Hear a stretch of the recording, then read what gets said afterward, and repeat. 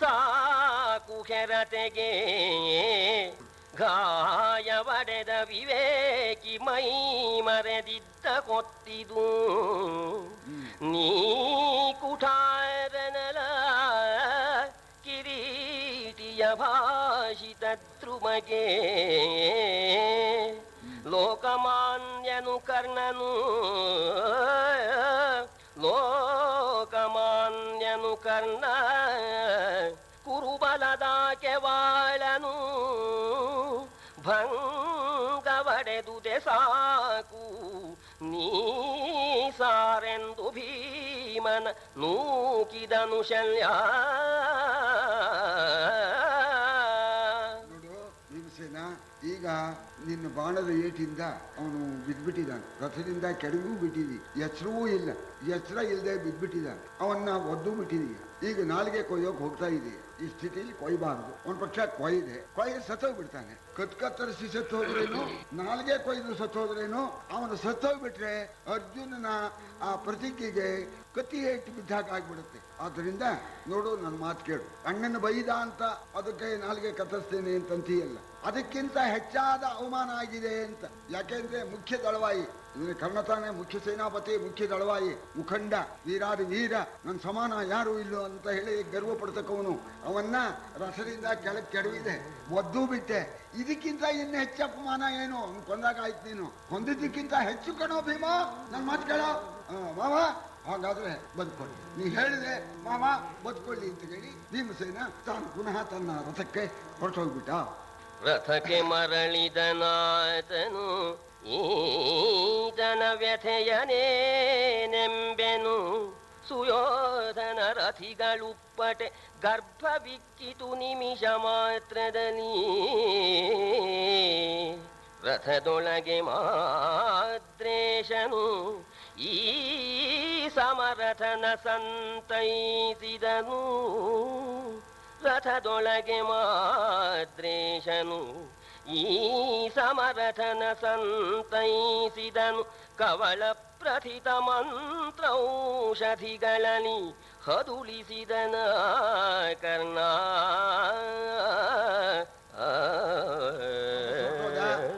ಹೋಯ್ತಲ್ಲ, ಮೃತ್ಯು ಹೋಯ್ತಲ್ಲ ಅಂತ ಇವರು ಸಂತೋಷ ಪಟ್ರು. ತಪ್ಪತಲ್ಲ ಅಂತ ಸರಿ. ಆಗ ಕರ್ಣನಿಗೆ ಸರಿಯಾಗಿ ಎಚ್ಚರ ಇರಲಿಲ್ಲ. ಶಲ್ಯ ಸಾರಥಿಗೆಲ್ಲ ಬರಬೇಕು, ಮಂತ್ರ ಮಾತ್ರೆ ಎಲ್ಲ ಇಟ್ಕೊಂಡಿದ್ದ. ಮಂತ್ರ ಔಷಧಿಗಳು ಮಂತ್ರ ಹೇಳ್ದ, ಮಾತ್ರೆ ಕೊಟ್ಟ, ಸರಿ ನೀರು ಕುಡಿಸಿದ, ಸ್ವಚ್ಛೋಪಚಾರ ಮಾಡಿದ. ಕರ್ಣನಿಗೆ ಎಚ್ಚರವಾಯಿತು. ಈ ರೀತಿ ಕರ್ಣನಿಗೆ ಉಂಟಾಗಿರ್ತಕ್ಕಂತಹ ವ್ಯಥೆಯನ್ನ ಮಂತ್ರೌಷಧಿಗಳಿಂದ ಪರಿಹಾರ ಮಾಡಿ ಕರ್ಣನ ಸಮಾಧಾನಗೊಳಿಸಿದ್ದಾನೆ ಶಲ್ಯ. ರಣದೊಳೊಪ್ಪಿಸಿಕೊಟ್ಟು ಕರ್ಣನ ಹಣವ ಹೊಳ್ಳಿಸಿ ಮರೆದೆವೆ ಮಂದನೆಯ ಮೋಹವ ತೊರೆದೆವೆ ಕರ್ಪೂರದ ವೀಳಯವ. ಗುಣಪದಾಯದ ಕಾಣಿಕೆಯ ಹರಿಯಣದ ದಂತಿಯದಾಯ ದೂಟಕ್ಕೆ ಋಣಿಗಳಾದೆವೆ. ಗುಣಪಸಾಯದ ಕಾಣಿಕೆಯ ಹರಿಯಣದ ಹಂತಿಯದಾಯ ದೂಟಕ್ಕೆ ಋಣಿಗಳಾದೆವೆ. ಶಿವ ಶಿವ ಎಂದು ಒದರಿದ ಖಿಳಬಲ. ಹೋಯ್ತು ಕರ್ಣನಿಗೆ ಇತಿಶ್ರೀ ಮಾಡಿ ಹೋದವ. ಆಮೇಲೆ ಆ ಪರಿವಾರದವರಿದಾರಲ್ಲ, ಪರಿವಾರದವರು ತೀರಥರು ಮಹಾರಥರು, ಅಯ್ಯೋ ನಮ್ಮ ಮನೆ ಬರುವೆ ಅಲ್ಲ, ತಾಂಬೂಲ ಕೊಟ್ಟ, ಬಂಗಾರ ತಟ್ಟೆಯಲ್ಲಿ ತಾಂಬೂಲ ಕೊಟ್ಟನಲ್ಲ, ಅದಕ್ಕೆ ತಕ್ಕಾಗಿ ನಾವು ನಡ್ಕೊಳ್ಳಿಲ್ವಲ್ಲ. ಆ ಕರ್ಣನ ಋಣ ತಿಂದು ಕರ್ಣನಿಗೆ ಸರಿಯಾಗಿ ಸಹಾಯ ಮಾಡಲಿಲ್ವಲ್ಲ. ಆ ದಳಪತಿ ಎಷ್ಟು ಪ್ರೋತ್ಸಾಹ ಕೊಟ್ಟ, ನಿಜವಾಗೂ ನಾವು ಇದ್ದಿದ್ದು ದಂಡ ಅಂತ. ಈಗ ಭೀಮ ಮಾಡೋದು ಮಾಡಿದ, ಹೋಗಿ ಆಯ್ತು. ಆಮೇಲೆ ಎಲ್ಲ ದುಃಖ ಪಡ್ತಾರೆ. ಭೀಮ ದುಃಖ ಪಡ್ಲಿಲ್ವೇ? ಧರ್ಮರಾಜನಿಗಿಂತ ಸ್ಥಿತಿ ಆಯ್ತು, ಭೀಮಾರ್ಜುನರು ಸತ್ತ ಮೇಲೆ ಆಗ್ತಕ್ಕಂಥದ್ದು ಆಯ್ತು, ನಾವು ಸತ್ತಾಗಾಯ್ತು ಅಂತ ಹಾಗೇನೆ ಈ ಕಡೆಯವರು ಪರಿವಾರದವರು ಕರ್ಣ ಅಂತ ದೊಡ್ಡ ಮನುಷ್ಯ, ನಮಗೆ ಬೇಕಾದ ಉಪಕಾರ ಮಾಡ್ದ, ದುರ್ಯೋಧನೂ ನಮಗೆ ಬೇಕಾದಂಗೆ ಸಾಕಿದ್ದ, ನಾವು ಋಣ ತೀರಿಸಲಿಲ್ಲ ಅಂತ ಈಗ ಮರುಗುತ್ತಾ ಇದ್ದಾರೆ. ಮೀಸೆಯೇ ಕಿವ ಸುಡಲಿ,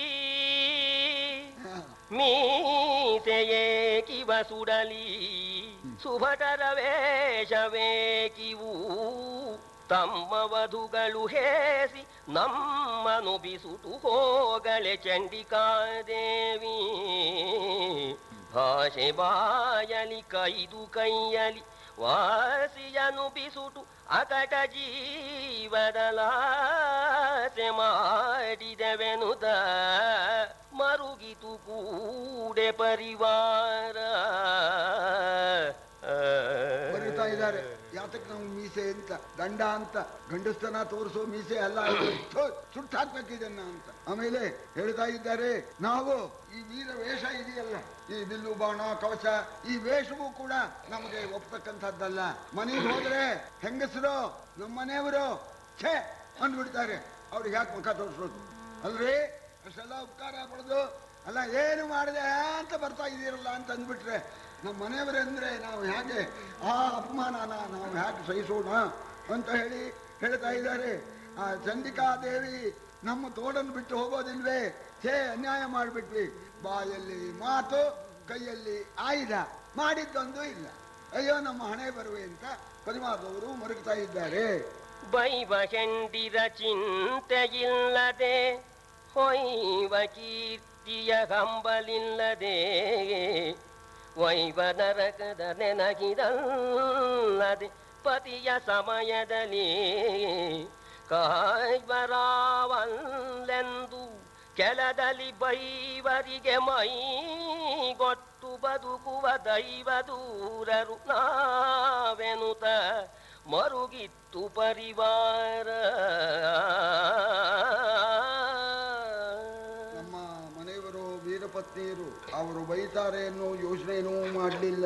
ಕೀರ್ತಿ ಹೋಗುತ್ತೆ ಅಪಕೀರ್ತಿ ಬರುತ್ತೆ ಅಂತ ಅದರ ಹಂಬಲನ್ನು ಮರೆತು ಬಿಟ್ಟು ನರಕಕ್ಕೆ ಹೋಗ್ಬೇಕಾಗತ್ತಲ್ಲ ಅನ್ನೋ ಯೋಚನೆಯೂ ಕೂಡ ಬಿಟ್ಬಿಟ್ಟು ನಾವು ನಮ್ಮ ಒಡೆಯನ ಸಮಯಕ್ಕೆ ಆಗಲಿಲ್ವಲ್ಲ, ನಮ್ಮ ಹಣೆ ಬರುವೆ ಅಂತ ಹೇಳಿ ನಾನಾ ವಿಧವಾಗಿ ದುಃಖ ಪಡ್ತಾ ಈಗಲಾದರೂ ಹೋಗಿ ಭೀಮನ್ನ ತಡೆದು ಬಿಟ್ಟು ಗೆದ್ದುಬಿಡೋಣ ಅಂತ ಎಲ್ಲ ಏಕ ಮನಸ್ಸು ಮಾಡಿ ಮೀಸೆ ಸೀದವು ಭಟರ ಸುಯ್ದಿನ ಲಾಸೆ ಬೀತುದು ದೇಹದಲ್ಲಿ ಬಲುವಾಸಿಯಲಿ ಮನ ಮುಳುಗಿತು ಅನಿಬರಿಗೆ ಮುಖವಾಗಿ ಬೀಸಿದರು ಚೌರಿಗಳ ಬಲುಹಾರಾಶಿ ಮಸಗಿತು ರಿಪುಗಳ ಸುವಿನ ಮೀಸಲನು ತುಡುಕಿದುದು ಕೌರವ ಮಹಾರಥರ. ಬಿಟ್ರಂತೆ ಹಿಂಸೆ ಸುಟ್ಟೋಯ್ತಂತೆ, ಕಣ್ಣು ಕೆಂಪಾಗ್ಬಿಡ್ತಂತೆ, ಉಗ್ ಗಂಟಾಗ್ಬಿಡ್ತಂತೆ, ಚೌರಿ ತಗೊಂಡು ಬೀಸ್ಬಿಟ್ರಂತೆ. ನೋಗ್ರಿ ಏನ್ ನೋಡ್ತೀರಿ, ಭೀಮ ನಮ್ಮ ಗನಿಗೆ ಅವಮಾನ ಮಾಡಿದ್ದಾನೆ, ನಮ್ಮ ಕೌರವನ ಋಣ ತೀರಿಸಬೇಕು ನಗ್ಗಬೇಕು ಅಂತ ಕೂಡ್ಲೇನೆ ನೊಗ್ಗಿ ಬಿಟ್ರಂತೆ. ಆನೆ ಮೇಲೆ ಆನೆ, ಕುದುರೆ ಮೇಲೆ ಕುದುರೆ ಹೇಳ್ದಾನೆ ಕುಮಾರವ್ಯಾಸ. ನೊಗ್ಗಿ ಬಿಟ್ರು ಭೀಮನ ಮೇಲೆ. ಕುದುರೆ ಕುದುರೆಯ ಮುಂಚಿದವು ಕರಿಮದ ಕರಿಯ ಹಿಂದಿಕ್ಕಿದವು ನೂಕಿದವು ರಥ ರಥದಿಂದ ಮುನ್ನ ಮಹಾರಥಾದಿಗಳು. ಇದಿರೊಳೊಬ್ಬನೊಬ್ಬನೊದಗುವ ಕದನ ಭರದ ಪದಾತಿ ಪೂರಾಯದಲ್ಲಿ ಕವಿದುದು ಜಡಿವ ಬಹುವಿಧ ವಾದ್ಯರ ಭರದಲ್ಲಿ. ಅಶ್ವಾರೋಹಿಯಿಂದ ಮುಂದೆ ಆನೆ, ಆನೆ ಮುಂದೆ ಅತಿರಥ, ಅತಿರಥ ಮುಂದೆ ಮಹಾರಥ ನುಗ್ತಾ ಇದ್ದಾರೆ. ಭೀಮನ್ನ ಬಲಿ ಹಾಕಿ ಕೊಡಬೇಕು ಅಂತ ನಾನಾ ವಿಧವಾದ ವಾದ್ಯಗಳೊಡನೆ ಅವ್ರು ಬರ್ತಕ್ಕಂಥದ್ದನ್ನ ಭೀಮಸೇನು ನೋಡಿದ, ಖುಷಿ ಆಯ್ತು, ಬರ್ಲಿ ಅಂತ. ಕೂತು ಮಜಾ ದಳಪತಿಯ ಹರಿಭವನಾತುದೆ ಕುರುಸೇನೆ ಸುಭಟಂ ರಾತವಳವಿಗೆ ಬರಲಿ ಬರಲಿ ವಿಶೋಕ ನೋಡೆನುತ ಊತ ಸಂಪಗೆ ವನವನು ಅಳಿ ಸಂಘಾತ ಮುತ್ತಿದಡೇನು ಹೂತ ಸಂಪಗೆ ವನವನಳಿ ಸಂಘಾತ ಮುತ್ತಿದಡೇನೆನುತ ನಿರ್ಭೀತನಿದ್ದನು ಭೀಮ ಸುಮ್ಮಾನದ ಸಗಾಡದಲ್ಲಿ. ಅಶೋಕ ನೋಡಿದ್ಯಾ ಬರ್ತಕ್ಕಂಥದ್ದನ್ನ? ಆನೆ ಮೇಲೆ ಆನೆ, ಕುದುರೆ ಮೇಲೆ ಕುದುರೆ ಬರ್ತಾ ಇದ್ದಾರೆ ಅತಿರಥರು ಮಹಾರಥರು. ತಮ್ಮ ಸ್ವಾಮಿಗೆ ಉಂಟಾಗಿರ್ತಕ್ಕಂಥ ಆ ಪರಾಭವನ್ನ, ಆ ಸೇಡನ್ನ ತೀರ್ಸ್ಕೋಬೇಕು ಅಂತ ಬರ್ತಾ ಇದ್ದಾರೆ. ಬರ್ಲಿ, ಸಂಪಿಗೆ ವನಕ್ಕೆ ಬರ್ಲಿ. ದುಂಬಿ ಕೂತ ಸಂಪಿಗೆ ಮರ ಅಂತ, ಸಂಪಿಗೆ ಮರದಿಂದ ಅಪಾಯವಿಲ್ಲ, ಸಂಪಿಗೆ ಹೂವಿಂದ ಅಪಾಯವಾಗತ್ತೆ ದುಂಬಿಗೆ ಅಂತ ಹೇಳ್ತಾರೆ. ಎಲ್ಲ ಹೂವಿನ ಮೇಲೆ ಹೂ ಕೂತ್ಕೊಂಡು ಮಕರವಂದವನ್ನ ಅದು ಹೀರುತ್ತೆ. ಸಂಪಿಗೆ ಹೂ ಮೇಲೆ ಕೂತು ಅಂದ್ರೆ ಸತ್ತೋಗ್ಬಿಡುತ್ತೆ ಅಂತ ಹೇಳ್ತಾರೆ. ಕಾಚಿತ್ ಬಾಲ ರಮಣ ವಸತಿಂ ಪ್ರೇಷಯಂತಿ ಕರಂಡಂ ಪಶ್ಚಾತ್ ಭಾಗೇ ಸಭಯ ಮಲಿಕತು ಸಭಯ ರಾಹು ಅಸ್ಯೋಪರಿಷ್ಟಾತು ಗೌರೀಕಾಂತಂ ಪವನತನಯಂ ಚಂಪಕಂಚಾತ್ರ ಭಾವಂ ಪೃಚ್ಛತ್ಯಾರ್ಯಾನ್ ಪ್ರತಿ ಕಥಮಿದಂ ಮಲ್ಲಿನಾಥ ಕವೀಂದ್ರ. ಒಂದು ಜ್ಞಾಪಕ ಬಂತು, ಮುಂದ್ರಿಂದ ಒಂದು ಜ್ಞಾಪಕ ಬಂತು, ಹೇಳ್ತೇನೆ ನಾನು. ಒಬ್ಬಳು ಹೆಣ್ಮಗಳು ಮದುವೆ ಆಗಿದ್ರೆ ಹೊಸ್ತು, ಗಂಡ ಬೇರೆ ಕಡೆ ಇದ್ದಾನೆ. ಅವಳಿಗೆ ಗಂಡನ ಮೇಲೆ ಮಹಾಪ್ರೇಮ, ಒಳ್ಳೆ ದುಂಬಲಿಗೆ ಮಗ್ಗಿನ ಹಾರ, ಅದನ್ನು ಗಂಡನಿಗೆ ಕಳಿಸ್ಬೇಕು ಅಂತ ಮನಸ್ಸಾಯಿತು. ಹಾರ ಕಟ್ಟಿದ್ಲು, ಅದನ್ನು ಅವನ ಪೆಟ್ಟಿಗೆಯಲ್ಲಿ ಇಟ್ಲು. ಕಾಚಿದ್ಬಾಲ ರಮಣ ವಸತಿಂ ಪ್ರೇಷಯಂತಿ ಕರಂಡಂ. ಆ ಸಂಪುಟನ ಗಂಡನ ಹತ್ರಕ್ಕೆ ಕಳಿಸ್ಬೇಕು ಅಂತ ಯೋಚನೆ ಮಾಡಿ, ಹ್ಯಾಕ್ ಕಳಿಸ್ಲಿ, ಇದಕ್ಕೇನು ತೊಂದರೆ ಆಗಬಾರ್ದು ಅಂತ ಹೇಳಿ ತಸ್ಯೋಪರಿಷ್ಟಾತ್ ರಾಹುನ ಬರಲು. ರಾಹು ಅಂದರೆ ಸರ್ಪ. ಒಂದು ಕಡೆಯಲ್ಲಿ 4 ಕಡೆ ಇರುತ್ತಲ್ಲ, ಒಂದು ಕಡೆಯಲ್ಲಿ ಸರ್ಪವನ್ನು ಬರದಂತೆ. ಗೌರೀಕಾಂತಂ ಇನ್ನೊಂದು ಕಡೆಯಲ್ಲಿ ಪಾರ್ವತಿಪತಿ ಪರಮೇಶ್ವರನ್ನ ಬರಲು. ಪವನ ತನಯಂ ಇನ್ನೊಂದು ಕಡೆಯಲ್ಲಿ ಹನುಮಂತನ ಬರಲು.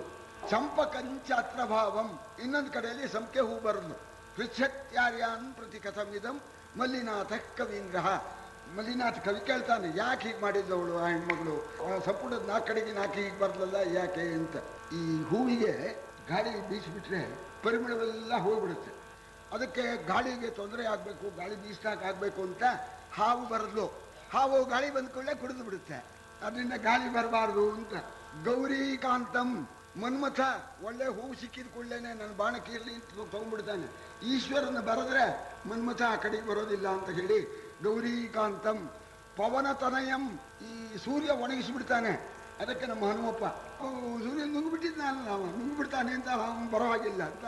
ಚಂಪಕಂಚಾತ್ರ ಭಾವಂ ಸಂಖ್ಯೆ ಹೂವನ್ನ ದುಂಬಿ ಬಂದು ಸಿದ್ಧಗಿದ್ದ ಮಾಡಿರುತ್ತೆ ಅಂತ ಹೇಳಿ ಸಂಖ್ಯೆ ಹೂ ಬರಲು ಅಂತ. ಇದಕ್ಕೆ ಅಭಿಪ್ರಾಯ ಹೀಗೆ ಅಂತ ಹೇಳಿ ಹೇಳ್ತಾರೆ. ಬರಲಿ ಅಂತ ಹೇಳಿಬಿಟ್ಟು ಅವಾಗ ಎಲ್ಲರನ್ನು ಧ್ವಂಸ ಮಾಡಿಬಿಟ್ಟ ಅಂತ. ಮಾಡಿಬಿಟ್ಲ ಅಷ್ಟು ಸೈನ್ಯನ ಅಂದ ಧೃತರಾಷ್ಟ್ರ. ಹೂಗಣಪ್ಪ ಮಾಡಿಬಿಟ್ಟ, ಒಬ್ಬನೇ ಭೀಮಸೇನ ಮಾಡಿಬಿಟ್ಟ ಅಂತ. ಅದಕ್ಕೆ ಒಂದು ಉಪಮಾನ ಕೊಡ್ತಾನೆ ಸಂಜಯ. ಧೃತರಾಷ್ಟ್ರನಿಗೆ ಬಂದಂತಹ ಸಕಲ ಆ ಚತುರ್ವಿಧವಾದ ಸೈನ್ಯವನ್ನು ಭೀಮಸೇನ ಬಲಿ ಹಾಕಿದ ಅನ್ನೋದಕ್ಕೆ ಒಂದು ಉಪಮಾನ ಕೊಡ್ತಾನೆ. ಸಿಲುಕುವು ಮೃಗ ಪಕ್ಷಿ ಹೂಡಿದ ಬಲೆಗಳಲ್ಲಿ, ಕಾಡಾನೆ ಬೀಸಿದ ಬಲೆಯ ಕೊಂಬುದೇ, ನಿನ್ನದಳ ಥಟ್ಟೈಸಿ ಮುತ್ತಿದರೆ ಅಳುಕುವನೆ ಕಲಿ ಭೀಮನು. ಎಡದಲ್ಲಿ ಕಲಕಿದನು ಬಲವಂಕದಲ್ಲಿ ಕೈವಳಿಸಿಕೊಂಡನು, ವರಪುರೋಭಾಗವ ವಿಭಾಡಿಸಿದ.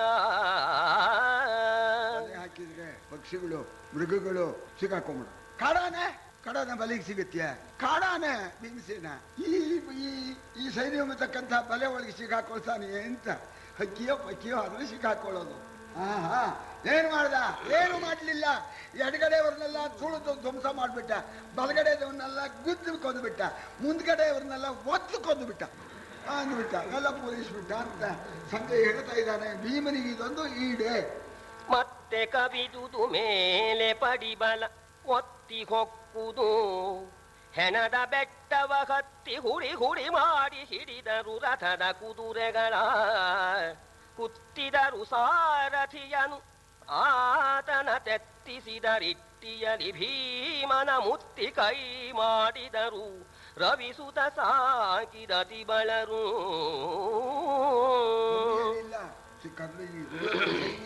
ಕರ್ಣ ಸಾಕಿರ್ತಕ್ಕ ವೀರರಿದ್ರಂತೆ.